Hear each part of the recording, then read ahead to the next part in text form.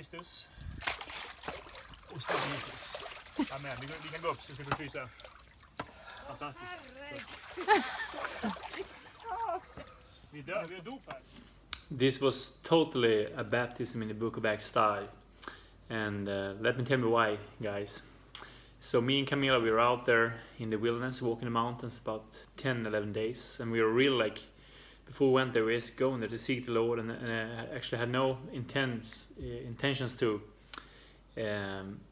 preach the gospel out there. But wherever we went, we always bump into people. We share the gospel, praying for people, and it was just amazing. But this specific baptism you see here, this man, he had been walking for about 1 month to go to the end of Sweden, to the top of Sweden. And not even halfway now. And then he bumps up into us up in the mountains when we were actually on our way to leave the mountains the last day. And we had a certain appointment. It was just perfect timing how we bumped into each other. And he's been seeking God for 2 years and had a lot of questions around in his head about this. And then we bumped into each other and gave him the gospel, basically. And this guy broke down in tears. We walked down the mountain. This guy had a big backpack. We two, like 30 kilos on the back. He was so willing and go down to that pool and go baptized. And then we, of course, continued to disciple him and took the communion together and gave him some tools to continue his journey. And now we connected.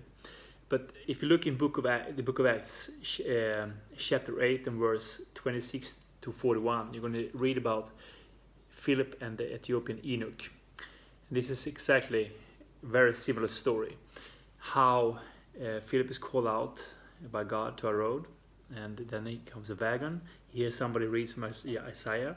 He jumps up, explain the gospel. They come to water, and the eunuch asks, "Hey, here's a water. What hinders me to get baptized?" He gets baptized, and then Philip is swept away, and the eunuch continues his journey back to Ethiopia. And we know the gospel has been in Ethiopia for a long time. So of course he went down there. He was working for the queen and told them and so on. But this guy has been seeking God, and how he bumps into us. And we had no desire or plans to preach the gospel out there. But Camilla felt that she's going to bring some materials and stuff and cards and so on with her. So it was kind of the Holy Spirit was preparing her. And then we bumped into this guy. And he ready to receive the gospel. We explained the gospel to him, so got in the right way, and about baptism. And then he told us, down the mountain here, there is a pool. Can't you baptize me there? As the eunuch. And then we were kind of swept away. We went our way, and he went his way, and he continued his journey.